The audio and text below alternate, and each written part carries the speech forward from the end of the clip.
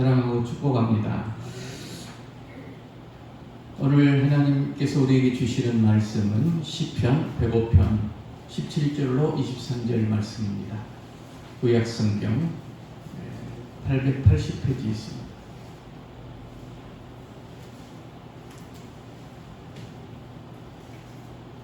시편 105편 17절로 23절 말씀.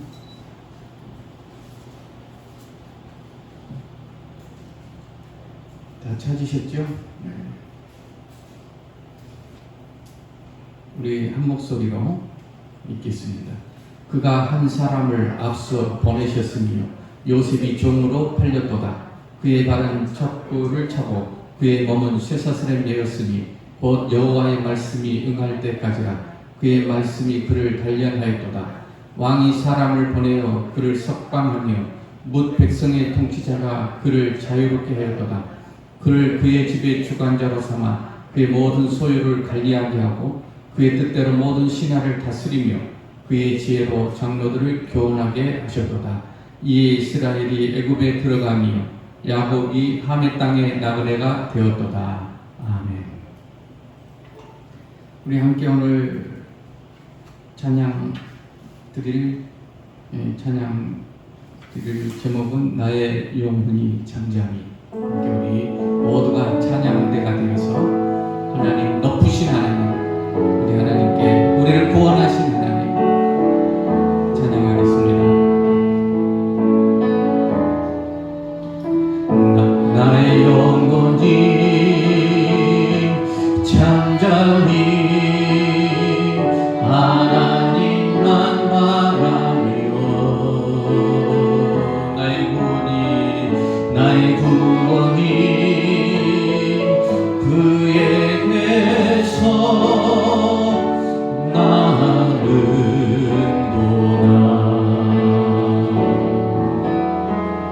나의 영혼아 잠잠히 하나님만 바라라. 나의 소망이 저에게서 나는도다. 오직 주만이 나의 반석, 나의 구원이시니.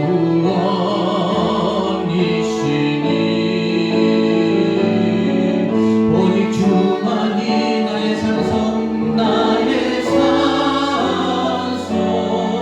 내가 요동치 아니하리. 오직 주만이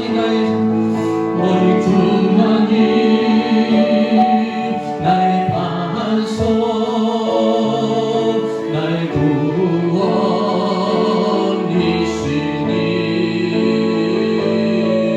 오직 주만이 나의 산석, 내가 요동치 아니하리.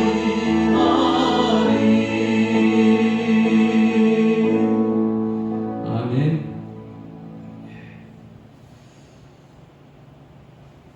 오직 주님만이 우리의 반석이시고 우리의 요동치 아니하시는 산성이 되시는 줄로 믿습니다. 오늘 함께 우리 나눌 말씀 제목은 끝은 새로운 시작입니다 라는 제목으로 함께 은혜를 나누겠습니다. 오늘 말씀은 제가 가슴에 품고 있다고 할까, 아니면 생각하고 있다고 할까 하는 그 몇몇 사람들을 생각하면서 오늘 말씀을 준비했습니다. 오늘 이 말씀이 이 자리에 함께 하신, 그리고 가정에서 예배를 드리신 모든 분들을, 그리고 특별히 어떤 분들에게 특별한 은혜가 될 것 같습니다. 저는 모르지만 지금 어떤 일로 인해서 염려가 많은 사람, 저는 모르지만 하나님 아버지께서는 아시는 그 아들, 딸들에게 특별한 위로와 소망이 될 것입니다. 저 또한 이 말씀을 준비하면서 개인적으로 큰 위로와 힘이 되었습니다. 우리 모두에게 오늘도 우리 아버지 하나님의 충만한 은혜가 임하시기를 축원합니다. 오늘은 특별히 9월 첫째 주일이고 가을이 시작되는 시점입니다. 저는 지난 또 한 주간을 보내면서 이런저런 생각 때문에 또 기도하고 묵상하면서 그 가운데 오늘 본문 말씀이 주어졌습니다. 그 제목은 끝은 새로운 시작입니다. 여러분, 이 설교라는 것은 이 제목 속에 한 단어 속에 모든 것을 담아내야 되기 때문에 본문이 정해지면, 말씀이 주어지면 그 다음에 제목을 정하는 일이 가장 어렵습니다. 여러 상황들 속에서 이 주신 말씀과 그리고 제목만 정해지면 그 다음은 풀어집니다. 오늘 그래서 이 제목이 끝은 새로운 시작입니다 라는 제목이 정해졌는데, 여러분, 그러면 끝이란 말이 뭘까요? 끝이 뭘까요? 단순히 어떤 시간적인 그런 지점을 의미하는 게 아니죠. 때와 시기를 말합니다. 보여지는 상황, 현실. 그래서 지금 이때 참 나는 이제는 끝났구나. 나는 안 되는 것인가? 나는 이대로 끝날 것인가? 절망의 때, 더 이상 어떤 방법이 없을 것 같은 그런 좌절, 그런 결과를 예측할 수 없는 그런 때를 말하는 것입니다. 끝이 어둡고 답답하고 절망의 때, 죽음의 때. 그런데 그 때가 동시에 새로운 시작, 영광스러운 축복의 땅이 열리는 새로운 시작이라는 의미가 된다는 말씀입니다. 그러므로 이제부터 끝이라고 해서, 끝이라고 생각해서 움츠러들거나 낙심하지 말고 이제부터 시작하시는 하나님을 바라보시는, 이제부터 새롭게 시작하시고자 하시는 하나님을 바라보는 믿음을 세우시기를 바랍니다.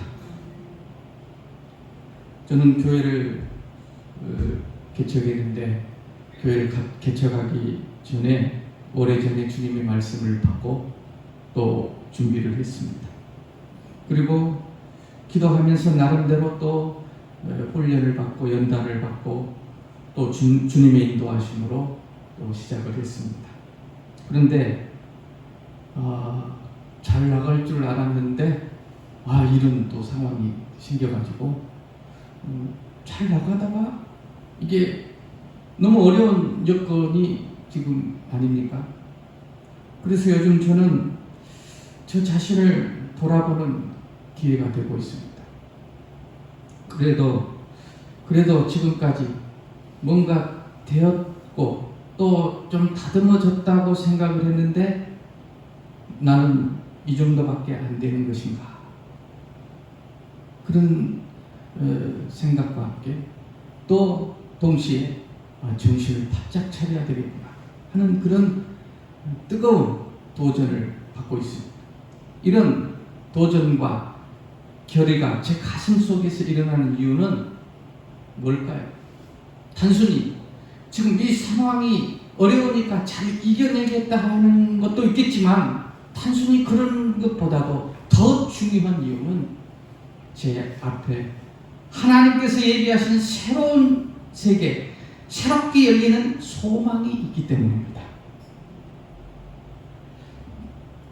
요한복음 5장 25절에 예수님께서 이렇게 말씀했습니다. 진실로 진실로 너희에게 이르노니 죽은 자들이 하나님의 아들의 음성을 들을 때가 오나니 곧 이때가 듣는 자는 살아나리라. 예수님께 진실로 진실로 우리에게 오늘 또 말씀하시는, 진실이 두 번 들었어요. 진실하다는 것은 변함이 없고 정말 중요하다는 건데, 진리인데 그 진리, 진실이 두 번씩 말하면서 우리에게 이르십니다. 죽은 자들이, 그 말은 끝이라는 거죠. 하나님의 아들의 음성을 그 끝에서 듣는다. 그때, 곧 이때라. 듣는 자는 살아나리라. 새로운 시작이 된다는 거예요. 하나님의 아들의 음성을 들을 때. 언제? 죽은 자들이. 그래서 우리가 거듭난다는 말은 영생을 얻는다는 말인데, 거듭난다는 말은 무엇이 전제되냐면 죽음이 전제됩니다. 그래서 우리가 이 육신의 생각, 죽음이 육신의 생각, 이런 선악으로 사는 이 율법, 그래서 이 옳고 그르고 지금 무엇이 좋고 나쁘고 그래서 상황이 이러니, 이런 육신의 생각은 사망이에요. 그래서 이런 것들을 통해서 하나님 우리를 죽이시고, 우리가 생각이 죽는 순간 하나님의 아들의 음성이 들리게 돼요. 그때 비로소 살아나요. 새로운 세계, 새로운 시대, 하나님께서 약속하시고 예비하신 축복의 땅이 열리는 그런 지금 시대에 우리가 있는 줄로 믿습니다. 그런데 이 하나님이 예비하신 새로운 시작, 이 아름답고 영광스러운 새 시대가 그냥 그저 열리게 되는 것은 아니지요. 꽃 한 송이가 피고 열매 하나가 맺히는데도 법칙이 있는데, 이 생명 그리고 이 진리가 이루어지는데 어찌 그저 아무렇게나 되겠습니까? 영적인 진리의 법칙이 있다라는 말씀입니다. 그래서 오늘 그 말씀을 함께 나누고자 합니다. 그런 점에서 지금은 어느 때입니까? 끝이라고 했습니다. 새로운 시작, 예비하신 새 시대, 그리고 우리에게 예비하신 축복의 땅을 준비하는 때인 것입니다. 그런 점에서 이 코로나19 상황은 우리 모두에게 있는 아픔이기도 하지만, 우리에게 이 아픔을 통해서 하나님께서 주시는 메시지가 있는 것입니다. 이것은 하나님의 심판이 아니라 오히려 우리를 사랑하시고 예비하신 영광스러운 축복의 땅이 열리는 은총인 것입니다. 그러고 보니 최근에 이런저런 아픔은 이 새 시대를 여는 해산의 고통이구나라는 것을 깨닫게 되었습니다. 사랑하는 여러분, 오늘 여러분을 향한 저의 마음이 정말 뜨겁고 간절합니다. 그러면 어떻게 이 새로운 시대가 열리겠는가? 지금까지보다 더 좋은 시대를 맞이할 수 있겠는가 하는 그런 말씀을 함께 나누도록 하겠습니다. 오늘 성도 한 분 한 분에게 이 말씀이 큰 위로와 소망이 되는 말씀이 되시기를 축원합니다. 성경에 보면 두 종류의 유형이 나옵니다. 성경을 두 유형으로 나눌 수가 있어요. 하나는 이 끝맺음을 잘못함으로 인해서 영광스러운 새시대 축복의 땅에 들어가지 못한 사건들이 나오고, 또 하나는 한 유형은 준비를 잘함으로 인해서 그 영광스러운 축복의 땅에 들어가는 믿음의 사람들의 유형이 나오고 있습니다. 첫 번째로 그 대표적인 유형은 하나님의 놀라운 은혜를 또 은총을 입고 출애굽한 이스라엘 백성들입니다. 이 사람들은 하나님의 놀라운 은혜를 받은 사람임에도 불구하고 이 출애굽 세대들은 약속의 땅을 앞에 두고 예비하신 땅을 앞에 두고 모두 광야에서 엎드려졌다고 말씀하고 있습니다. 왜 그랬을까요? 광야에서 보여지는 현실과 상황만 보고 원망하고 끝이다, 후회하고 돌아가자, 그리고 두려워하고 불평하다가 그렇게 되었다고 성경은 경계하고 있습니다. 두 번째 유형의 대표는 요셉입니다. 요셉도 은혜 받은 사람이죠. 그의 할아버지가 누굽니까? 이삭이죠. 그의 아버지가 누굽니까? 야곱이죠. 그의 증조 할아버지가 누굽니까? 믿음의 조상 아브라함이에요. 얼마나 은혜를 많이 받았을까요? 은혜를 받은 사람입니다. 그런데 요셉은 그에게 주어졌던 그 고통스러운 상황을 영광스러운 시대를 준비하는 이 믿음의 사람의 참 좋은 본보기가 되고 있습니다. 곧 그래서 요셉은 예수님과 예수님의 성도들, 그의 성도들의 모형이라고 했습니다. 그런 점에서 오늘 요셉을 묵상하면서 참 많은 감동과 위로를 받았습니다. 그러면 요셉은 주어진 시대를 어떻게 잘 끝맺음하고 또 하나님 예비하신 아름다운 새 시대를 맞이하게 되었는지 오늘 말씀드리고자 하는 것입니다. 네 가지를 찾았습니다. 첫째는 믿음입니다. 믿음이 있어야 영광스러운 새 시대가 하나님 예비하신 그런 축복의 땅이 열리게 되는 것입니다. 오늘 믿음을 더 굳게 세울 때인 것입니다. 여러분, 요셉의 현실을 우리가 보십시오. 이 요셉에게 주어진 오늘의 현실은 오늘 본문에 나타난 대로 아주 열악한 최악의 상황에 떨어진 것입니다. 참 암울했고 절망 중에 절망이었습니다. 우리가 잘 아는 대로 이후에 어쨌든 간에 어린 나이에 노예로 팔려 애굽 보디발의 집에 하찮은 노예 중에 한 사람이었습니다. 노예는 내일이 없는 사람입니다. 미래가 없는 사람입니다. 발은 착고에 차이고 몸은 쇠사슬에 매인 도저히 소망이 없어져 버린 절망밖에 없는 그런 상황 속에서 이런 노예로 11년을 지냈습니다. 부하가 돼버린 거예요. 아니, 노예가 돼버린 거예요. 그리고 거기에다가 더럽고 억울한 누명까지 쓰고 이제 옥에 갇혔습니다. 옥에 갇힌 노예. 설상가상입니다. 절망 중에 절망입니다. 이게 소설이 아닙니다. 실제입니다. 그리고 감옥에서 2년을 지냈습니다. 이런 정신형을 받은 감옥에 있는 노예. 무슨 희망이 있겠습니까? 희망을 가질 근거가 하나도 없습니다. 절망뿐입니다. 자포자기할 수밖에 없는 그런 현실 상황이죠. 이런 상황 속에서 요셉은 무엇을 했느냐 하는 것입니다. 그런데 놀라운 것은 이 요셉은 이 절망적인 현실 가운데서 좌절하지 않고 믿음을 지켰습니다. 믿음을 세웠습니다.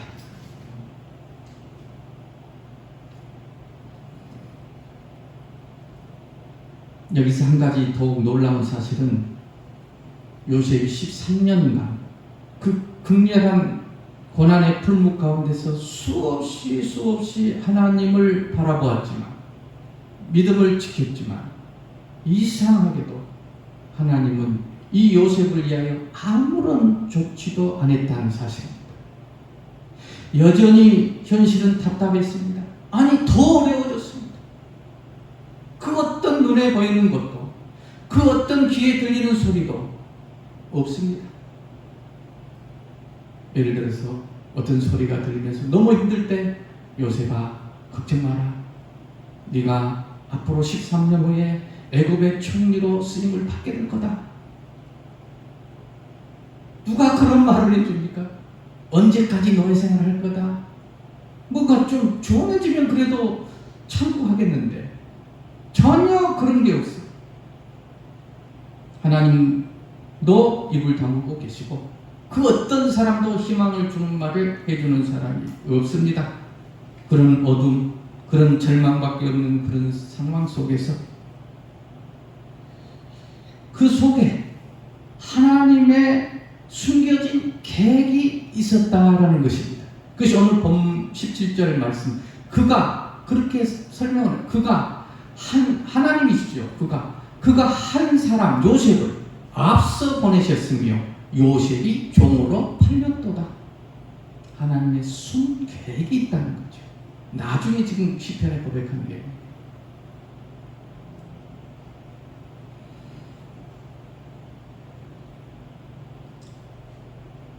이것이 하나님의 해석입니다. 우리 육신의 생각으로 해석하지 마시기를 바랍니다. 하나님의 뜻, 계획, 그 가운데 하나님의 섭리 가운데 요셉이 종으로 팔렸도다. 이것이 하나님의 계획이었고 뜻이었다는 것이죠. 그런데 아무리 그것이 하나님의 뜻이고 하나님의 계획이었고 계획 가운데 있다고 해도 사실은 그 현실 가운데서 우리가 이렇게 말해도 현실로 받아들이기가 쉽지 않아요. 어려워요. 더군다나 웃으면서 찬양하면서 받아들일 수 있을까요? 쉽지 않은 일입니다. 그래서 요셉은 몰래 숨어서 너무 그 현실과 그런 믿음이 생겼는데도 뭔가 하나님의 뜻이 있겠지 하는 믿음을 가지는데도 도대체 현실이 그래서 몰래 숨어서 기도하고 울었다고 하지 않습니까? 그런 상황 속에서 두려워하고 슬퍼하고 한편으로는 그 마음속에 또 믿음의 씨앗을 그럴 때마다 기도할 때마다 두려워할 때마다 울 때마다 하나님께서 믿음의 씨앗을 심어주신 것입니다. 그래서 또 하나님을 붙잡고 또 믿음을 다시 세우고 그런 가운데 그 씨앗이 점점 자라서 그 가운데 숨겨진 하나님의 뜻이 시간이 가면서 점점 드러나게 되고 그것이 요셉의 역사요 동시에 오늘 우리들의 역사가 되는 줄로 믿습니다. 점점 드러나게 되어 있어요. 이것이 요셉의 이야기고 내 이야기, 이것이 아브라함의 얘기고 내 이야기고. 요셉은 믿음을 지켰습니다. 그럼에도 불구하고 아무 일도 일어나지 않았어요. 노예에서 좀 해방이 된다든지 한 부모님이 좀 찾아오신다든지 아니면 이 억울한 누명이 벗겨진다든지 전혀 아무 일도 일어나지 않았어요. 믿음을 세웠는데 하나님의 말씀이 응할 때까지라고 했어요. 이 말씀은 하나님의 약속이고 하나님의 계획이고 하나님의 뜻인데 그때가 찰 때까지 그런 요셉에게 어느 날 13년이 지난 어느 날 옥문이 여는 소리가 철커덕하고 나더니 일어나라. 왜 그러십니까? 그러고 일어났는데 나오라. 노역을 시킬 줄 알았습니다. 또 노역을 시킬 줄 알았는데 이렇게 말하는 거예요. 바로 황제가 너를 부른다. 아무도 그 누구도 예측하지 못했고 상상하지 못했던 하나님께서 예비하신 새날이, 이 새날이 요셉에게 온 것입니다. 믿음을 지키시기를 바랍니다. 옥문이 열리는 정도가 아닙니다. 쇠사슬이 끌리는 정도가 아닙니다. 죄수복을 벗기는 정도가 아니었습니다. 하나님께서 믿음의 아들 요셉에게 예비하신 이 영광은 애굽의 총이었습니다.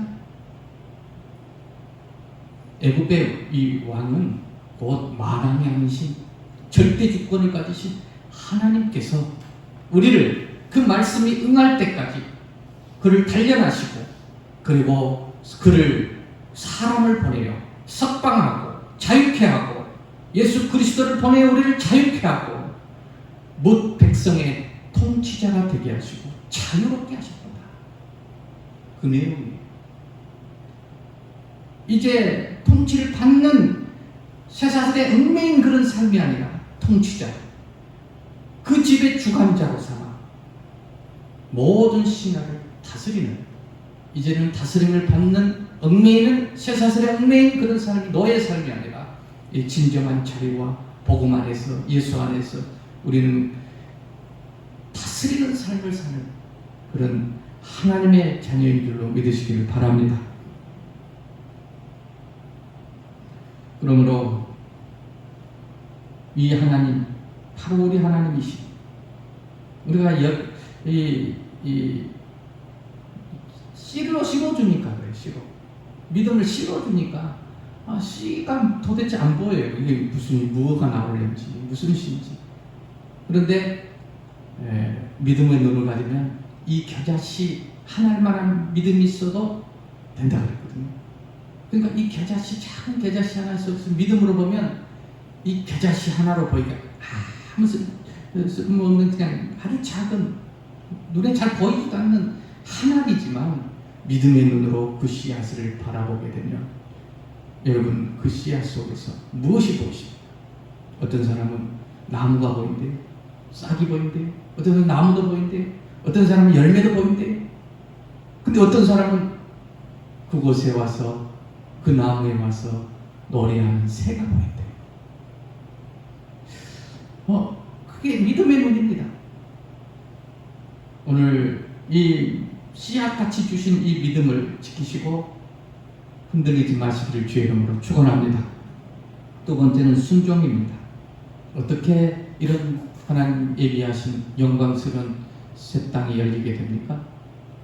순종이죠. 순종이라는 말은 두 가지 뜻이 있습니다. 하나는 그냥 그저 순종하는 겁니다. 말씀을 따라 사는 거죠. 이렇게 그러면 이렇게 하고 우리 자녀들이 이렇게 해라, 일어나라, 뭐 치워라 그러면 딱 치우고 그게 순종입니다. 하나님 아버지께 말씀에 순종하는 여러분 되시기를 바랍니다. 그러면 얼마나 좋을까요? 그런데 순종에는 또 한 가지 뜻이 있는데 순명이라고 합니다. 이 순명은 뭐냐면 주어진 상황, 아니 지금 이렇게 하라면 이렇게 하고 이렇게 하라면 그런 것을 넘어서 이미 주어진 상황, 이미 주어진 여건, 이미 어찌할 수 없는 그런 일어나는 어떤 사건들, 그것을 누구 때문이다, 무엇 때문이다, 어떤 이유로 일어나느냐를 떠나서 그 모든 것을 하나님이 주관하시고 하나님이 섭리하심을 믿고 받아들이는 태도입니다. 요셉은 그런 순명을 했습니다. 예수님도 그렇게 하셨죠. 예수님은 십자가를 지시기 전에 이 모든 상황들이 왜 내가 십자가를 져야 되는지, 왜 내가 이런 고난을 받아야 되는지, 왜 내가 이런 저주와 죽음을 받고 심판을 받고 정죄를 받아야 되는 것인지, 그럼에도 불구하고 그 모든 상황들이 하나님 아버지의 뜻임을 믿고 받아들이는 순명으로 그는 십자가에 우리를 위하여 달리셨고 부활하셨고 오늘 우리의 구주가 되신 줄로 믿습니다. 요셉은 이 상황을 순명으로 받아들인 겁니다. 왜 이런 일이, 이유는 모르겠지만 이 비참한 너의 생활도 억울하게 그지없는 이 감옥 생활도 보여지는 것은, 정말 보여지는 것은 이것은 사람들이 한 것이지만 보다 더 깊은 그 속의 배움에는 하나님이 주관하시고 섭리하고 계신다는 것을 받아들이는 것입니다. 이것이 바로 믿음입니다. 그래서 요셉은 그 주어진 상황 속에서 노예로서 아니면 옥중에서 정말 비열하게 살지 않았습니다. 사람을 상대하지 않았습니다. 환경을 탓하지 않았습니다. 두려워하지 않았습니다. 이 모든 역사를 주관하시는 섭리하시는 하나님을 상대한 줄로 믿습니다. 그게 믿음이에요. 하나님께서 요셉 사랑하는 아들아 노예로 살아라. 그렇게 끝날지라도 감옥에 들어가 이유는 묻지만 요셉은 그것을 받아들인 것입니다. 그리고 그 상황 속에서 무너지지 않고 좌절하지 않고 노예로서 최선을 다했던 것입니다. 이것이 바로 새 시대를 준비하는 것입니다. 이것을 연단이라고 말합니다. 사랑하는 형제자매 여러분, 여러분이 주어진 상황 요즘 너무 힘드시죠? 답답하시죠? 분통이 터지는 일도 있죠? 결과를 예측할 수가 없지요? 그런 모든 것들이 그 누군가가 그 원인을 제공했을 것입니다. 어쨌든지 우리 모두에게 주어진 상황을 하나님께서 주관하시고 섭리하고 계시는 것으로 받아들여지시기를 주의 이름으로 축원합니다. 그것이 순명입니다. 그러면 아름다운 새 시대가 열립니다. 하나님 예비하신 줄로 믿습니다. 세 번째는 성결입니다. 요셉도 우리와 똑같이 감정도 있고 욕심도 있는 사람입니다. 평범한 사람입니다. 어찌 유혹이 없었겠습니까?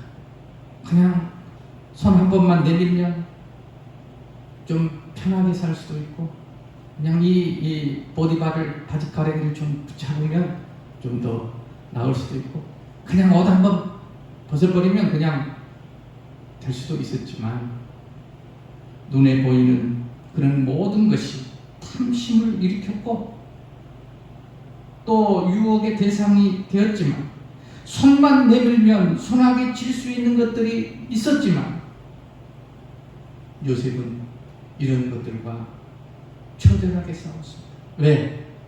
새 시대가 예비해 놓으신 새 시대가 있음을 믿었기 때문입니다. 또 그가 그렇게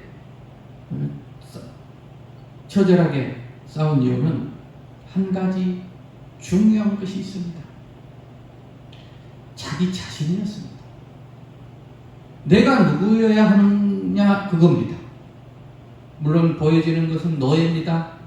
비록 내가 노예고 그리고 나는 비참한 인생이지만 가난하지만 요셉 자신을 부끄럽게 만들고 싶지는 않았던 것입니다. 나는 비록 노예지만 자기 자신이 얼마나 존엄한 존재인가. 가장 높은 신분, 하나님 아버지께서 그의 아들까지 내어주시고 나를 정죄하는 대신 그의 아들을 정죄하고 심판하고 죽이시고 나를 살리시고 나를 사랑하시는 이 하나님의 변개할 수 없는 진리의 아들, 하나님의 아들이라는 사실, 이 존엄함을 지키고 싶었던 것입니다. 그래서 요셉은 자기를 사랑할 줄 아는 사람이에요. 여러분도 자기를 사랑할 줄 아는 사람이 되시길 바랍니다. 비록 현실은 노예지만 나를 사랑하죠. 나의 정체가 하나님의 자녀요. 그러니 존엄하게 살죠. 나는 비록 가난하고 비록 노예지만, 그래서 이런 면에서 저도 요셉을 조금이나마 닮고 싶습니다. 비록 작은 교회 목사지만 나의 존엄함을 잊지 않는 그런 성결한 삶이 오늘 어떤 총리가 되는 것보다도 더 소중하게 여기기를 원해서 오늘 이 말씀을 드리는 것입니다. 지금까지 하나님께서 베풀어 주신 은총을 욕되게 하지 말기를 저는 요즘 다짐하고 있습니다. 형제자매 여러분, 여러분이 여러분 자신을 사랑하시기를 바랍니다. 스스로 존귀하게 세우시기를 바랍니다. 빚값 주고 사신 존귀하고 소중한 그 어떤 것과도, 어떤 이 세상의 영광과도 비교할 수 없는 그런 하나님의 소중함, 내가 보기에 너는 존귀하고 보배롭고 사랑스러운, 너는 내 아들이다. 이것이 바로 새 시대에 걸맞는 저와 여러분을 존엄하게 세우는 길인 줄로 믿습니다. 마지막 네 번째는 용서입니다. 아주 중요합니다. 왜 용서가 중요하냐면 예비하신 새 시대를 그리고 축복의 땅을 여시는데 왜 하나님께서 용서를 그렇게 중요하게 보시느냐면 요셉의 미래를 가로막는 것, 눈에 보이는 것 여러 가지인 것 같지만 사실은 요셉의 미래를 가로막는 것은 하나 있습니다. 그것은 큰 산이었습니다. 곧 증오와 섭섭함과 원망과 분노, 후회입니다. 요셉에게는 잊을 수 없는 원수들이 있어요. 요셉은 비참한 노예로 요셉을 만든 그 형들이 있고, 요셉을 더러운 누명을 쓰고 옥에 갇히게 한 보디발의 아내가 있습니다. 요셉은 이 원수들을 잊을 수가 없어요. 잊혀지지 않아요. 왜? 현실이 괴로우니까. 그렇게 만든 그 원인을 제공한 자들이 생각나는 겁니다. 현실도 괴롭지만 그렇게 만든 그 원수들을 생각하니까 안과 밖으로 삶이 비참해지는 겁니다. 이 증오에서 요셉이 벗어나지 않으면 비록 새 시대가 오더라도 증오에 사로잡힌 피폐한 삶입니다. 너희가 해방된다 할지라도 그 분노에 사로잡힌 진짜 얽매인 삶이 되버립니다. 그래서 요셉은 원수들을 용서하기 위해서 스스로 자기 자신을 얽매이는 증오에서 벗어나기 위해서 성경에는 안 나왔지만 제가 생각하건대 이 때문에 수없이 기도를 하고 눈물을 흘렸을 것 같습니다. 이게 잊혀지지 않습니까? 현실을 보면 하나님, 저는 노예로 살아도 괜찮습니다. 그러나 제가 이 증오에 사로잡힌 것만은 받아들일 수가 없습니다. 제 영혼을 자유하게 해주옵소서. 이런 기도를 하는데 쉽지 않았을 겁니다. 그래서 22년 후에 형들을 만났을 때 창세기에 기록된 걸 보면 요셉이 5번을 웁니다. 너무너무 그 눈물을 억제하지 못해 골방에 들어가서 울고 나오고, 이거는 왜냐하면 완전히 용서했기 때문이에요. 그 형들이 너무 짠합니다. 그리고 이렇게 말합니다.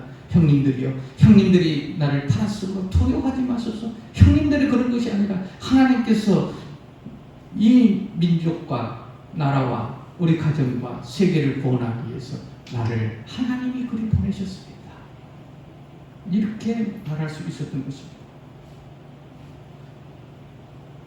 교도소의 어떤 미국의 38년형을 받은 이 살인자가 있는데, 그 배경은 어떤 살인 현장에 있다가 그냥 자기도 모르게 그 현장에 있다가 이 누명을 쓰고 살인자로 몰리고, 그래가지고 감옥에 들어갔는데 38년형을 받았어요.